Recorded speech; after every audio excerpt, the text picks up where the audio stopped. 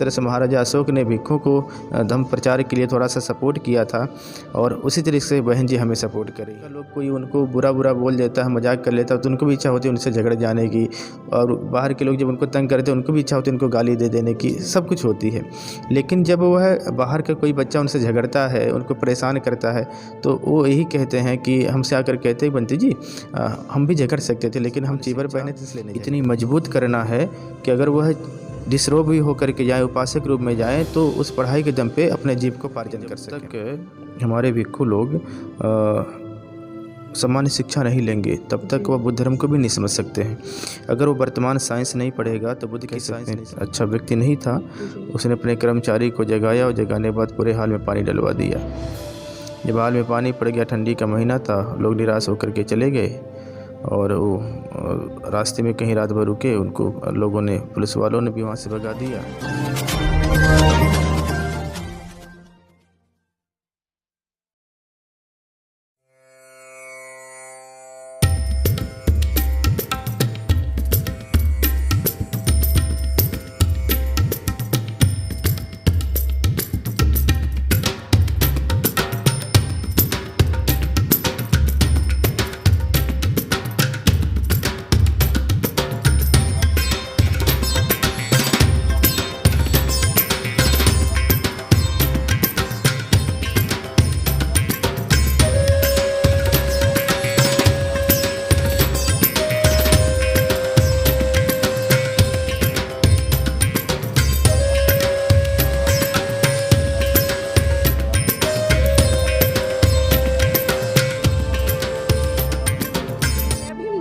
आप देख रहे हैं NB न्यूज़ 24/7 नीलम बोध के साथ। और आज हम पहुंचे सारनाथ में। सारनाथ में धम्म शिक्षण केंद्र है कि यहाँ पर धर्म की शिक्षा के साथ साथ एकेडमिक शिक्षा दी जाती है, और उसी के साथ साथ में ये पूरा जो सारनाथ है एक दार्शनिक स्थल है, और यहाँ पर विदेशों से भी लोग घूमने आते हैं और दूर दराज से चलकर यहाँ पर बहुत सारे उपासक उपासिकाएं आते हैं। तो उनके लिए भी यहाँ पर रहने की व्यवस्था है, और रहने के साथ साथ हर तरह से और अनुशासित तरीके से खाने पीने की व्यवस्था है। तो आइए आपको लेकर चलती हूँ और यहाँ की व्यवस्था दिखाती हूँ कि किस तरह से इसका निर्माण किया गया है, किस तरह से यहाँ पर लोग आते हैं और किस तरह से उनके रुकने की जो व्यवस्था है वो लेकर चलती हूँ मैं फर्स्ट फ्लोर पे जैसे ही हम एंट्री करते हैं कितना सुंदर एक्वेरियम रखा है, और इसमें बहुत सारी सुंदर मछलियां हैं। तो इसी से देखिए कितना सुंदर नज़ारा लग रहा है। और इसी के साथ साथ में हम आगे जाएंगे तो सामने एक ऑफिस है।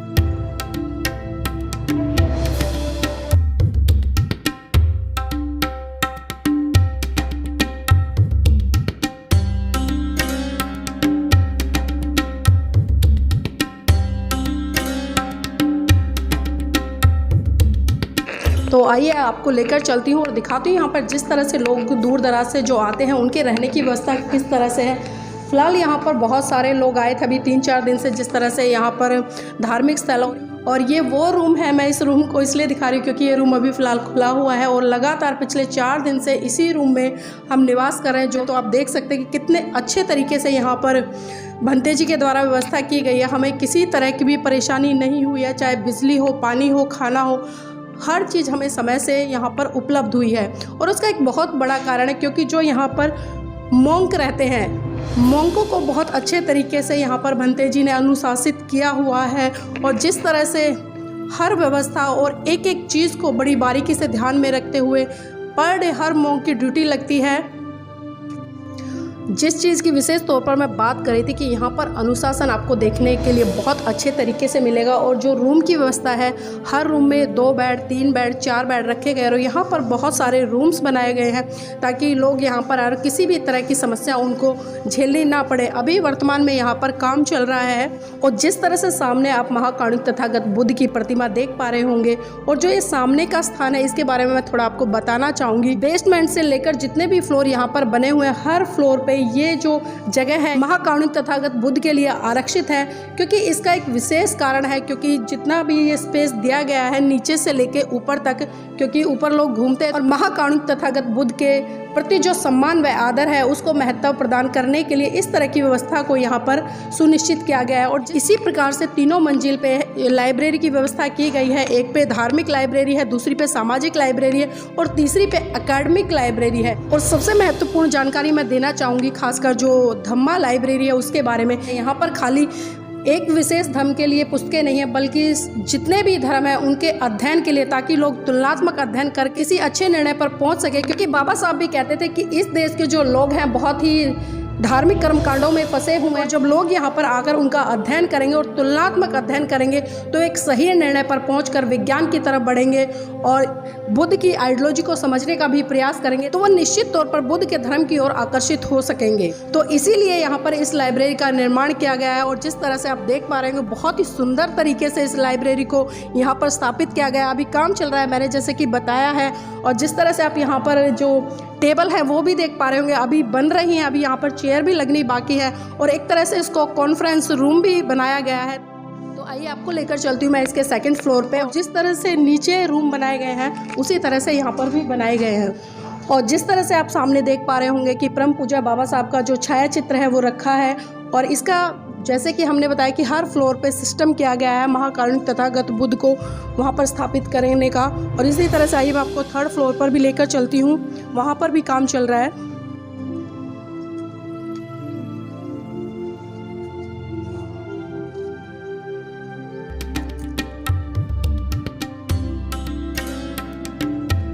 और अभी हम पहुंचे हैं थर्ड फ्लोर पे। जिस तरह से आप देख सकते हैं कि रूफ पे जो पूरा का पूरा सोलर प्लान लगाया हुआ है दोनों तरफ, ताकि यहाँ पर जो मोंग रह रहे हैं उनकी शिक्षा में किसी भी तरह की प्रॉब्लम ना हो। इसीलिए तो आइए अब आपको लेकर चलती हूँ मैं धम्म शिक्षण केंद्र के सबसे महत्वपूर्ण स्थान पर, जो कि धम्मा हॉल के रूप में यहाँ पर स्थापित है। और आप जिस तरह से देख पा रहे होंगे कि पूरे संसार को यहाँ से दुख मुक्ति का मार्ग मिलता है।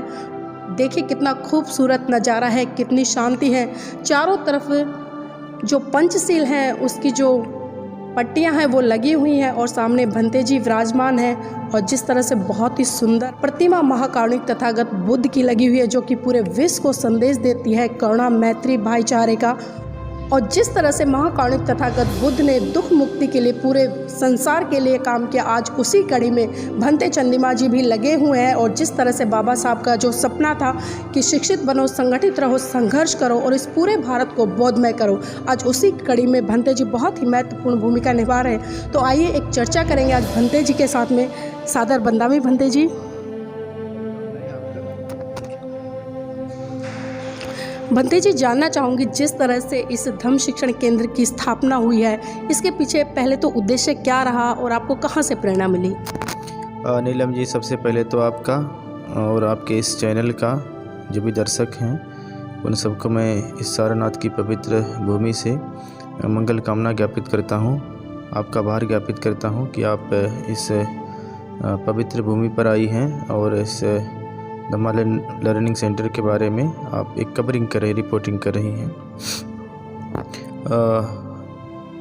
जैसा आपने बाबा साहब का नाम लिया तो मैं बाबा साहब के धम्म क्रांति से प्रेरित होकर के भिक्षु बना हूँ।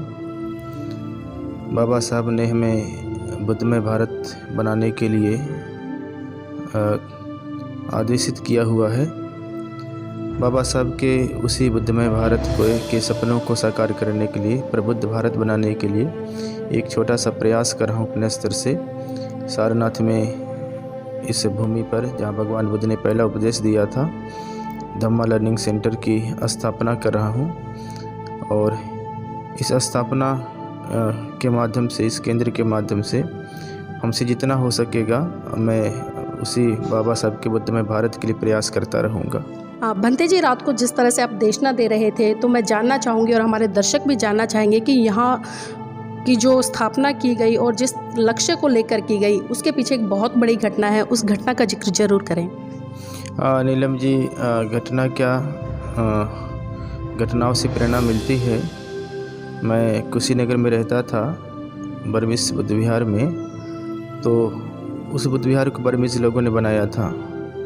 बाबा साहब की धम्म क्रांति के बाद बहुत सारे लोग बुद्धिस्ट बने और जो बाबा साहब डॉक्टर अम्बेडकर विश्वास रखते हैं, अगर बुद्धिस्ट नहीं है तो भी बुद्ध धर्म के प्रति उनकी बड़ी आस्था है।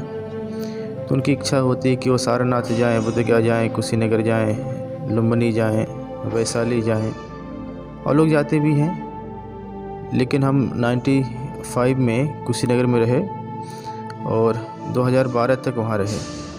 फिर बनारस में आकर के मैंने पीजी किया था बनारस में भी आना जाना था हमारा। तो जीवन की कुछ घटनाएं बहुत हमें विचलित ये कि जब कोई भारतीय उपासक, भारतीय भिक्षु, भारतीय उपासिकाएं जब हमारे धर्म स्थलों पे आते थे तो उनको रहने के लिए कोई व्यवस्था नहीं थी, उनका कोई प्रबंध नहीं था। वो लोग ऐसे आते थे किसी पेड़ के नीचे रह करके किसी, और जो सक्षम लोग थे तो होटल में रह लेते थे, गेस्ट हाउस में रह लेते थे, लेकिन जो गरीब लोग थे वो लोग तो ऐसे सड़कों पे सो जाते थे, और कुछ लोग अपने गाड़ियों में ऐसे रात बिता करके चले जाते थे। मैं नालंदा में पाली डिप्लोमा कर रहा था, तो मेरे जीवन में भी ऐसी घटनाएं घटी। वहाँ पे एक महाराजगंज के लोग टाली ट्रैक्टर से वो धर्मस्थल की यात्रा करने पे गए थे। बोधगया गए तो वहाँ बांग्लादेश के एक टेम्पल था, बहुत छोटा सा था, ट्रेन लगा हुआ था। लोगों ने उनसे कहा कि हमें रात में रुकने दीजिए। उनके जो मैनेजर थे उन्होंने कहा कि नहीं, आप ऐसे तो नहीं रुक सकते हैं। वो लोगों ने कहा नहीं मुझे रुकने दीजिए। तो उन्होंने कहा ठीक है, तो आप एक आदमी से 50-50 रुपये दे दीजिए। वो लोगों ने कहा मैं बहुत गरीब हूँ हम लोग, और 50 रुपये तो नहीं दे सकते, लेकिन जो श्रद्धा होगी 10-20-50 रुपये इकट्ठे करके हम करेंगे। तो उसने कहा नहीं अगर आपके पास पैसा हो तो रुकिए, नहीं था आप चले जाइए। तो बेचारे अनुनय विनय करने लगे। तो मैनेजर थोड़ा सा कह सकते हैं अच्छा व्यक्ति नहीं था, उसने अपने कर्मचारी को जगाया, और जगाने के बाद पूरे हाल में पानी डलवा दिया। जब हाल में पानी पड़ गया, ठंडी का महीना था, लोग निराश होकर के चले गए, और वो रास्ते में कहीं रात भर रुके। उनको लोगों ने, पुलिस वालों ने भी वहाँ से भगा दिया। फिर वो लोग नालंदा पहुँचे, तो उनको पता था मैं नालंदा में रहता हूँ, हॉस्टल में रहता हूँ। वो लोग मेरे पास गए, तो मुझे उन लोगों ने कहा कि बनते जी ऐसे तो हम गरीबों के साथ अत्याचार होता धर्मस्थलों पे। तो उस समय वो बातें मुझे बहुत झकझोर दी अंदर से, और मैंने एक प्रण लिया। पहले तो ये था कि हम भिक्षाटन करेंगे, गांव-गांव जा कर के अपना उपदेश करेंगे। बाद मुझे लगा कि नहीं, अब जो है हमें भिक्षाटन के साथ साथ एकेडमिक स्तर पे भी बहुत परिश्रम करना चाहिए। तो दिन रात एक करके को पढ़ाई की, और पढ़ाई करने के साथ साथ फिर ये संकल्प लिया कि किसी लायक हो गया तो धर्मस्थलों पे ज़मीन खरीदूँगा, और खरीद करके एक शेड ही ज़रूर बनाऊँगा। अगर हम लोगों को खाना न दे सके तो मेरे लिए कोई बहुत कष्ट की बात नहीं है, लेकिन हम रहने के लिए छत ज़रूर देंगे। तो संयोग से फिर हम लोग उधर से जो है डिप्लोमा हमारा ख़त्म होने वाला था। हमारे कुछ मित्र लोग थे, बनते देवेंद्र थे, उपनंद थे, बनते लोग, ये लोग यहाँ बनारस में पढ़ाई कर रहे थे। तो इन लोगों ने हमसे भी कहा कि आप जो है बनारस में एडमिशन ले लो। तो मैंने कहा ठीक है। तो मैं एमए करने के लिए बनारस आ गया। बनारस में जब एडमिशन लिया तो ये लोग यहीं से पहले रह रहे थे, और मैं जब यहाँ आया तो देखा कि लोग यहाँ पे एक थाई मंदिर के पीछे एक चकमा बुद्ध विहार है, और उनका भी छोटा सा बुद्ध विहार, और एक जो है बहुत टीन था, और उसी में लोग रह रहे थे। यहाँ मई में बहुत गर्म होता, मई जून में, तो वो टेन बहुत नीचे था, लगभग 6-7 फीट ऊपर ही था उसका तो उसमें रहना बहुत मुश्किल हो जाता था गर्मी में। तो ये लोग क्या करते थे कि टीन के नीचे चौकी होती थी, चौकी के नीचे ऐसे कुछ अपना चटाई डाल देते थे, चौकी के नीचे जा कर के सोते थे। और ऐसे भी था कि दिन में ऐसे बहुत गर्म होता तो उसके नीचे बैठा भी नहीं जाए, और कितना देर लेटा जाए चौकी के नीचे। तो लोग ऐसे कपड़े पहने, जो हम लोग चीबर होता है तो ऐसे इसको ऐसे पहने हुए जा कर के नल पे नहाते थे, और नहाने पे आकर के फिर वहीं बैठ कर के ऐसे बैठे रहते थे दिन में। तो हम जब आए तो हमने कहा कि और कोई विहार नहीं था क्या जिसमें आप लोग जा सकते थे। लोगों ने कहा कि नहीं, हम लोगों को तो नहीं मिला। तो हमने कहा चलो मैं देख कर के आता हूँ। तो मैं भी बहुत सारे बुद्ध विहारों में गया जो विदेशी बुद्ध विहार हैं, और मैंने लोगों से कहा कि हम लोग यहाँ पढ़ने आए हैं, कुछ दिन हमको रहने दीजिए। तो लोगों ने कहा कि नहीं, 2-4 दिन तो ठीक है, लेकिन हम बहुत दिन तक नहीं रख सकते हैं। तो वो भी बड़ा कष्टकारी था। हम लोग यहाँ 2-3 साल तक रहे, और ऐसे ही दिन में हम लोग जो है ऐसे नहा करके ऐसे कपड़े पकड़ के बैठते थे, और रात में जो है ऐसे खुले आकाश के नीचे अपना जो है बेडशीट, चादर, कुछ भी जो भी होता था डाल करके रात भर सो जाते थे। और बहुत मतलब दुखमय स्थिति बीतती थी इन धर्मस्थलों पे। जी बंते जी, जिस तरह से हम देख रहे हैं कि बहुत ही भव्य और बहुत ही सुंदर ये धम्म केंद्र बना हुआ है, लेकिन इसके पीछे की जो बहुत ही दुखमय गाथा है और एक तरह से हम कहें कि बहुत संघर्ष रहा है। वैसे जो बौद्ध भिक्खु होते हैं वो मानव कल्याण के लिए काम करते हैं, पूरे संसार के लिए काम करते हैं, लेकिन जानना चाहूँगी कि आपने जो चीवर लिया और ख़ासकर जो आपका बचपन रहा, बचपन में किस तरह से प्रेरणा मिली या कोई ऐसी घटना घटी जिसने कि आपको चीवर लेने के लिए प्रोत्साहित किया? ऐसी कोई घटना तो नहीं रही। एक्चुअली मैं बहुत छोटा सा था, 5वीं में पढ़ रहा था। तो हमारे गुरुजी वहाँ पे गांव में हमारे, मैं संत कबीर नगर का रहने वाला हूँ, तो वहाँ पे परसा बुद्ध विहार है, तो वहाँ जाया करते थे और हमारे घर पे भिक्खुओं का आना जाना लगा रहता था। तो कहीं न कहीं परिवार की इच्छा थी कि हमारे घर से भी कोई भिक्खु बने, बच्चा बने। तो 95 में मेरी प्रबज्जा हो गई, 10 साल का मैं था। मैं कुशीनगर आ गया, वहाँ पे मैंने इंटरमीडिएट किया। इंटरमीडिएट में भी हमने पाली और हाई स्कूल में भी पाली लिया हुआ था। बाद में इंटरमीडिएट के बाद मुझे लगा कि मुझे पाली का और अध्ययन करना चाहिए। मैं डिप्लोमा करने नालंदा चला गया और जब मैं बुद्ध वचनों के संपर्क में आ गया, बुद्ध वचनों को पढ़ा, तो बुद्ध वचनों के प्रभाव से उसको पढ़ने के बाद मुझे लगा कि बाकी का जो जीवन है मुझे पाली संस्थान या पाली भाषा के प्रसार में लगाना चाहिए। और उसके बाद फिर जब बाबा साहब डॉक्टर अम्बेडकर के जीवन संघर्षों को पढ़ना शुरू किया, उनके लिखी किताबों को पढ़ना शुरू किया, उनके वॉल्यूम्स को पढ़ना शुरू किया, तो फिर एकदम लगा कि नहीं, अब बुद्ध धर्म के लिए और बाबा साहब के आंदोलन के लिए जीना है और उसी के लिए मर जाना है। जी बंते जी, जानना चाहूँगी यहाँ पर जिस तरह से छोटे मोंक है या युवा मोंक है, उनको किस तरह से प्रशिक्षित किया जाता है? नीलम जी, पहले तो मैं कुशीनगर में ही रहा हूँ और मेरी जो भी पढ़ाई हुई है बुद्ध विहार में रह कर के पढ़ाई हुई है। मेरा सारा जो परवरिश हुआ है, मेरी पढ़ाई लिखाई का सारा खर्चा हमारे गुरुजी ने दिया है। गुरुजी को भी 2 लोगों ने दान किया था। आप जैसे उपासक लोगों ने 10, 20, 50 जो भी था लोगों के पास, हम लोग भी कुशीनगर में रहते थे, लोग ऐसे 10, 20, 50 पकड़ा देते थे, तो उसी सब से हम लोग पढ़ाई लिखाई कर लिए, जीवन यापन कर लिए। मुझे वो था मन में कि हमको बौद्ध समाज के लोगों ने पढ़ाया है, लिखाया है, गुरुजी ने पढ़ाया लिखाया है, तो आगे हम भी जो वंचित वर्ग है, जिनको पढ़ाई लिखाई में समस्या आ रही है, तो उनके लिए हम डोनेशन इकट्ठा करेंगे।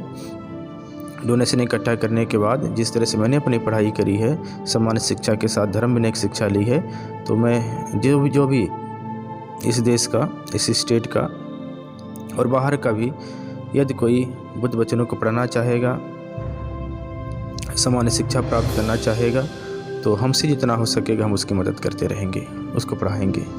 बंते जी, जानना चाहूँगे अभी वर्तमान में जो मोंक रह रहे हैं, धम्म की शिक्षा तो दी जाती है उनको, लेकिन जो स्कूली या कॉलेजी शिक्षा है, क्या वो भी दी जा रही है? हाँ नीलम जी, मैंने भी सामान्य शिक्षा ली है और मेरा ऐसा मानना है कि जब तक हमारे भिक्खु लोग सामान्य शिक्षा नहीं लेंगे तब तक वह बुद्ध धर्म को भी नहीं समझ सकते हैं। अगर वो वर्तमान साइंस नहीं पढ़ेगा तो बुद्ध की साइंस नहीं समझ सकता है। जो स्कूलों की साइकोलॉजी, स्कूलों में जो पढ़ाई जाती है, सामान्य साइकोलॉजी पढ़ाई जाती है, अगर वो नहीं पढ़ेगा तो बुद्ध का मनोविज्ञान नहीं समझ सकता है। अगर वो मैथ नहीं पढ़ेगा तो बुद्ध का अर्थशास्त्र भी नहीं समझ सकता है। और अगर वो कानून नहीं पढ़ता है, लॉ नहीं पढ़ेगा, तो बुद्ध का जो संघ का नियम है और उसको भी नहीं समझ सकता है। तो मुझे लगता है कि समान शिक्षा बहुत ज़रूरी है।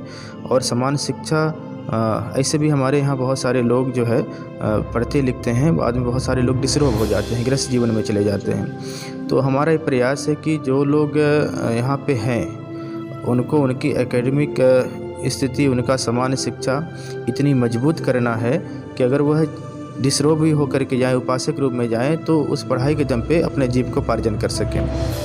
तो हम लोग इसीलिए धर्म विनय के साथ साथ समान शिक्षा देते हैं, उस पर पूरा जोर लगा देते हैं। जी बंते जी, जिस तरह से आपने बताया कि धर्म की शिक्षा के साथ साथ में जो स्कूल या कॉलेज की शिक्षा है वो भी हो रही है, तो ये भी जानना चाहूँगी कि इसके अलावा जैसे कि हम देखते हैं, आप पेरेंट्स हैं, हम अपने जीवन में देखते हैं, हम बच्चों को होम ट्यूटर प्रोवाइड कराते हैं, ट्यूशन भी दिलाते हैं, क्या इस तरह की व्यवस्था भी यहाँ पर है? हाँ नीलम जी, बहुत सारे जो हमारे बनते लोग हैं वो सब, उनका जो बैकग्राउंड है वो बहुत ग्रामीण बैकग्राउंड है और वो आर्थिक रूप से भी कहीं न कहीं थोड़ा सा कमज़ोर थे। और ग्रामीण प्रवेश में शिक्षा की स्थिति बहुत ख़राब है। और हमारे लोग अक्सर सरकारी स्कूलों में जाते हैं, प्राइमरी में जाते हैं, तो प्राइमरी या सरकारी स्कूलों की इतनी दुर्दशा है, सरकार उसे मरने भी नहीं देना चाहती, सरकार उसे ज़िंदा भी नहीं रखना चाहती है। तो सरकारी स्कूलों में दिन प्रतिदिन शिक्षा का स्तर बहुत गिरता गया है और पता नहीं क्यों मुझे समझ में नहीं आता, इस देश की सरकारें जो हैं वो पढ़ाई नहीं करवा के किसी शिक्षकों से सब कुछ करवाना चाहती हैं। उनको चुनाव ड्यूटी में लगा देती है, उनको जो है बहुत कुछ चीज़ें उनसे करवा रही हैं, उनसे खाना बनवा रही, लेकिन उनसे पढ़वा नहीं रही हैं। तो हमारे यहाँ जो लोग आते हैं वो उनका जो स्कूलिंग हुआ रहता है प्राइमरी या जो जूनियर हाई स्कूल का, वो बहुत अच्छा नहीं रहता है। चूँकि सारनाथ बनारस शहर में आता है, बड़ा शहर है बनारस, यहाँ का पढ़ाई और गांव की पढ़ाई में बहुत अंतर है। तो बहुत सारे बच्चे जो ग्रामीण प्रवेश से आए हुए हैं यहाँ की पढ़ाई को समझ नहीं पाते हैं, उनको समझने में बहुत समय लग जाता है। तो उनके लिए हम अपने यहाँ पे भी एक यहाँ शिक्षक रखे हुए हैं। हमारे बहुत सारे बनते लोग जो हैं जिनके अंग्रेजी मैथ्स बहुत अच्छे हैं, तो वो लोग भी पढ़ाते हैं। तो हम स्कूल में भी तो पढ़वाते ही हैं, अपने यहाँ भी स्पेशल रूप से टीचर रखे हुए हैं, यहाँ पढ़ाते ही हैं और शाम को फिर हम लोग अपना धम्म विनय पढ़ाते हैं। बंते जी, जिस तरह से आपने बताया कि ट्यूटर की व्यवस्था है, स्कूल की व्यवस्था है और धम्म शिक्षण की व्यवस्था है, तो जानना चाहूँगी कि इस दिशा में अब तक कितनी सफलता मिली है ताकि और भी पेरेंट्स इस चीज़ से प्रभावित होकर अपने बच्चों को धम्म की शिक्षा के लिए यहाँ पर भेज सकें। रिजल्ट बहुत अच्छा है। जो बच्चे बहुत ग्रामीण प्रवेश में थे उनको हम लोगों ने थोड़ा सा अवसर दिया और हम देखते हैं कि अपने बच्चों में संभावनाएं बहुत ज़्यादा हैं, बस उनके पास अवसर नहीं है इसलिए वो पीछे छूट जाते हैं। अगर उनको अवसर उपलब्ध करा दें तो वो किसी भी क्षेत्र में आगे जा सकते हैं। हमारे पास बहुत सारे ऐसे बच्चे लोग आए जो बहुत ऐसे प्रवेश से आए जहाँ सब कुछ भी नहीं था, लेकिन वही बच्चे अब आकर के सेंटर को मैनेज कर रहे हैं। हम तो केवल फंडिंग मैनेज करते हैं, धन मतलब डोनेशन इकट्ठा करते हैं, बाकी सेंटर तो हमारे बनते लोग चला रहे हैं। और अभी हमारे जो है सेंटर से निकल कर के बहुत सारे लोग BHU में गए हैं, बहुत सारे देश की यूनिवर्सिटियों में गए हैं, विदेशों तक गए हैं। तो कह सकते हैं कि संभावनाएं बहुत ज़्यादा है, बस उनको अवसर देना चाहिए हमें। जी बंते जी, जानना चाहूँगी कि जब मोंग सुबह स्कूल जाते हैं या कॉलेज जाते हैं तो वो चीवर में जाते हैं या फिर जो अन्य जैसे कि हम साधारण ड्रेस पहनते हैं उसमें जाते हैं? नहीं, सब लोग चीवर में जाते हैं और चीवर में रखने का एक कारण भी है। हम उनको नॉर्मल ड्रेस में भी कुछ लोग रख सकते थे, लेकिन नॉर्मल ड्रेस में हम इसलिए नहीं रखते हैं कि बाहर का जो प्रवेश है वो बहुत अच्छा नहीं है। चीवर में रखने का कारण यह है कि हम जब चीवर पहनते हैं तो पूरी तरीके से अनुशासन में बच जाते हैं। जैसे भी हमारे यहाँ छोटे बनते लोग हैं, बहुत छोटे छोटे लोग हैं, उनकी भी इच्छा होती गाना गाने की, उनकी भी इच्छा होती डांस करने की, उनकी भी इच्छा होती फिल्म देखने की, उनकी भी इच्छा होती दुकान पे जाकर के कुछ न कुछ खाने की, उनकी भी चाय समोसा की खाने की इच्छा होती है। और जब बाहर का लोग कोई उनको बुरा बुरा बोल देता है, मजाक कर लेता है, तो उनको भी इच्छा होती है उनसे झगड़ जाने की। और बाहर के लोग जब उनको तंग करते हैं उनको भी इच्छा होती है उनको गाली दे देने की, सब कुछ होती है। लेकिन जब वो है बाहर का कोई बच्चा उनसे झगड़ता है, उनको परेशान करता है, तो वो यही कहते हैं कि हमसे आकर कहते हैं बंटी जी हम भी झगड़ सकते थे लेकिन हम चीवर पहने थे इसलिए नहीं झगड़े हैं। वो कहते हैं कि बाहर के लोग जो है वो कुछ उल्टा पुल्टा बोल रहे थे, बहुत गुस्सा आया था, लेकिन हमने सोचा चीवर पहने गुस्सा नहीं करना है। तो उनको ऐसे जो चीवर है एक अनुशासित में ला देता है। वो चाहते हैं कि बाहर दुकान पे जाकर के जैसे सब लोग बच्चे खा रहे हैं कुछ, उनको भी लगता है कि हम भी जाकर के समोसा खा लें, हम भी जाकर के चाय पी लें, लेकिन उनको लगता है नहीं, अगर हम चीवर पहन के दुकान पर खड़े होकर चाय पियेंगे तो अच्छा नहीं है। तो ये चीवर अपने आप अनुशासित कर देता है। और यहाँ पे जो कॉलेज हैं जो है वो बुद्धिस्ट वो जो मोनेस्ट्री हैं उनके द्वारा संचालित होती हैं। बाकी जो BHU वगैरह है, यूनिवर्सिटी में जाते हैं, कॉलेज में जाते हैं तो वहाँ ड्रेस कोड नहीं अलाउ होता है, तो वहाँ तो कुछ भी पहन के जा सकते हैं। तो इसलिए वो चीवर में ही हम भेजते हैं, चीवर में रखते हैं। बंदे जी, अक्सर हम देखते हैं कि सभी स्कूलों का एक ड्रेस कोड होता है, तो आपने जिस तरह से बताया कि जितने भी मोंक हैं वो चीवर में जाते हैं, तो स्कूल मैनेजमेंट की तरफ से किसी तरह की समस्या, कोई आपत्ति तो नहीं होती? नहीं, ऐसी कोई समस्या अभी तक नहीं आई है। और जितने भी बौद्ध स्थल हैं, सारनाथ है, बुद्ध गया है, कुशीनगर है, और भी जो धर्मस्थल हैं वहाँ पे कुछ कॉलेज तो मोनेस्ट्रियों द्वारा ही चलाए जाते हैं, बुद्ध विहारों द्वारा संचालित होते हैं। और बहुत सारे स्कूल कॉलेज आम लोग चलाते हैं, लेकिन उन सबको पता है कि भंते लोग हैं और इनकी दीक्षा होती है और ये जो बहुत पवित्र वस्त्र है इसको उतारा नहीं जा सकता है, इसके साथ कोई ऐसा दुर्भाव नहीं हो सकता है। तो स्कूलों के लोग भी बहुत आदर सम्मान के साथ एडमिशन लेते हैं और बहुत आदर सम्मान के साथ भंते लोगों को उनको शिक्षा देते हैं। यहाँ के शिक्षकों का, यहाँ के विद्यार्थियों का भंते लोगों के प्रति बहुत एक आदर होता है, सम्मान होता है। जी भंते जी, यहाँ की जो दिनचर्या है कैसे शुरू होती है और कैसे शाम को समाप्त होती है? दिनचर्या तो यहाँ की थोड़ी कठिन है।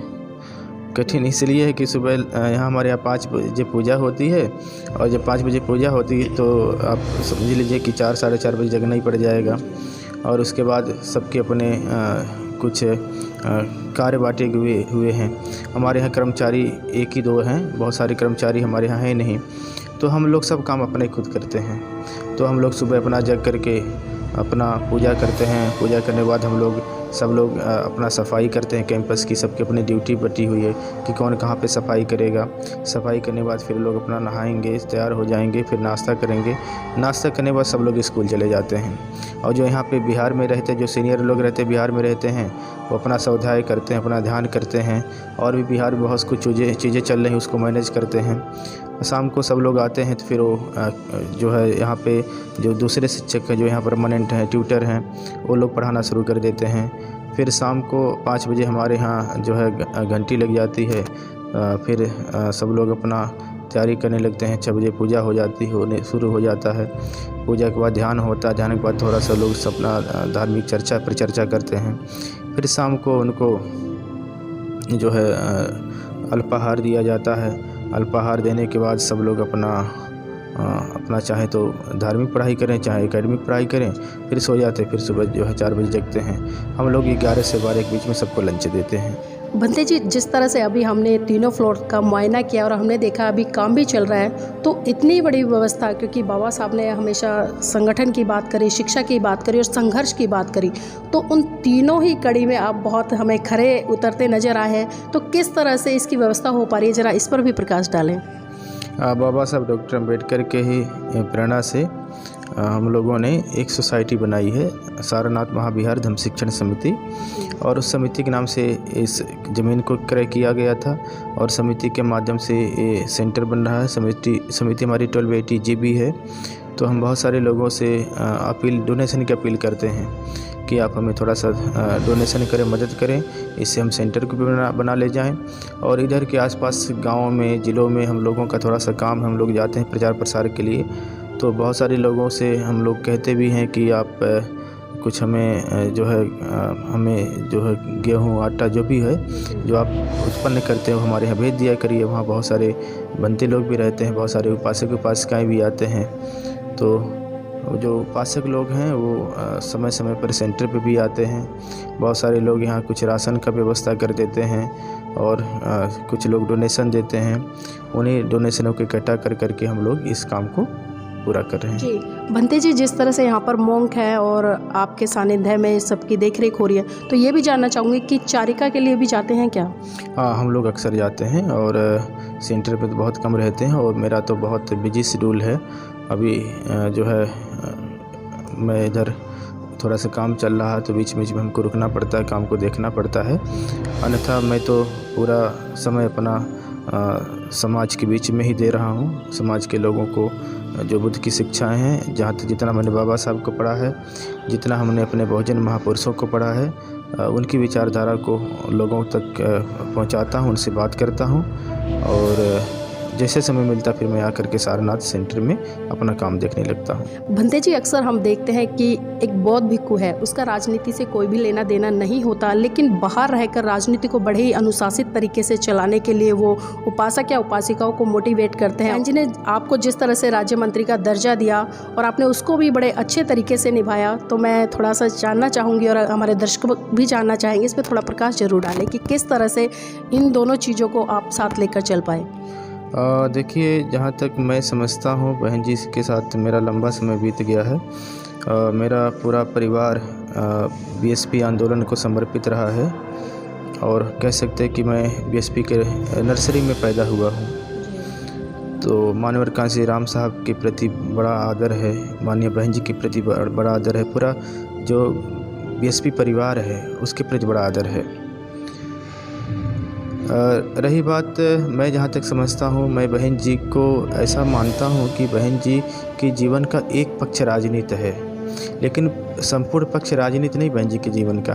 बहन जी तो सामाजिक परिवर्तन की महानायिका हैं और सामाजिक परिवर्तन में राजनीति भी आता है, समाज भी आता है, आर्थिक सशक्तिकरण भी आता है, बहुत कुछ आता है।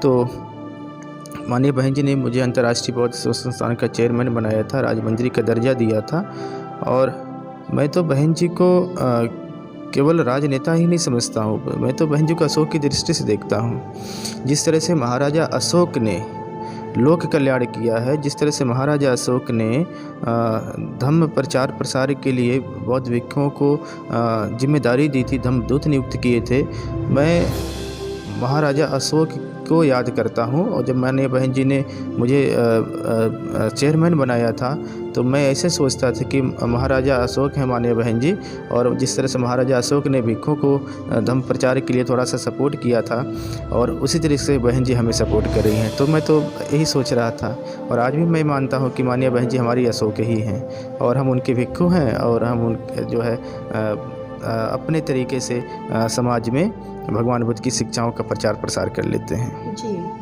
बहुत बहुत साधुवाद भंते जी हमारे साथ चर्चा करने के लिए, क्योंकि देखिए जब कोई भी भव्य इमारत खड़ी हो जाती है तो देखने में बहुत सुंदर लगती है, लेकिन जब उसकी संघर्ष यात्रा को हम देखते हैं इतिहास में जाकर तो हमें पता चलता है कि उसके पीछे कितना बड़ा संघर्ष रहा है, कितना बलिदान रहा है, कितना समर्पण रहा है। और वो समर्पण आज आपको दिखाई दे रहा है इस भव्य धम्म शिक्षण केंद्र के रूप में, क्योंकि इसके लिए भंते जी का जो संघर्ष रहा है और ख़ासकर इनके जो जीवन का जो बचपन की शुरुआत रही, क्योंकि आज हम देखते हैं कि लोग चाहे तो रिटायरमेंट के बाद में चीवर लेते हैं या फिर परिवार उनको छोड़ देता है तो तब वो चीवर ग्रहण करते हैं। तो जिस तरह से हमने भंते जी का जो संघर्ष है उसको लोगों से भी सुना है, क्योंकि देखिए भंते जी से हमने इस विषय पर बहुत कम चर्चा की है, लेकिन हमने दूसरे लोगों से भी सुना है कि जब धम्म में नव युवक निकल कर आते हैं और जब छोटे छोटे मॉन्क ही चीवर ग्रहण करके इस धम्म को आगे प्रचारित और प्रसारित करने का काम करते हैं तो बहुत बड़े स्तर पर धम्म का प्रचार व प्रसार होता है, क्योंकि वो पूरी तरह से ऊर्जावान होते हैं, उनके अंदर कार्य क्षमता बहुत होती है और इसी दिशा में भंते जी ने बड़े ही बखूबी तरीके से काम किया है। और आज भी भंते जी का जो प्रयास है वो आज भी अनवरत जारी है और उम्मीद करती हूँ मैं इस देश के समस्त लोगों से कि वो भंते जी से प्रेरणा ले और धम्म के लिए अपने परिवार से कम एक बच्चे को जरूर दान करें, ताकि इस देश में धम्म को और गति मिल सके और फिर से भारत देश विश्व गुरु के रूप में प्रचारित व प्रसारित व प्रसिद्ध हो सके। और यहाँ पर मैं आप सभी से अपील करना चाहूँगी और उम्मीद करती हूँ कि इतनी भव्य इमारत के लिए और जिस तरह से यहाँ पर बच्चों को मॉन्क बनाकर एजुकेशन दी जा रही है, तो ज़्यादा से ज़्यादा यहाँ पर चाहे आप उन मॉन्क के लिए खाने पीने की व्यवस्था करें या वस्त्रों का दान करें और किसी भी रूप में दान करें, ताकि इसका और भी भव्य निर्माण हो सके और आप लोग दूर दराज से आए तो आपको किसी भी तरह की समस्याओं को सामना न करना पड़े। मेरा चैनल, आपका चैनल, समाज का चैनल, देश का चैनल NB News 24/7 को आप लाइक करें, सब्सक्राइब करें और ज़्यादा से ज़्यादा इसकी वीडियो को शेयर करें, ताकि हर खबर को मैं आप तक आसानी से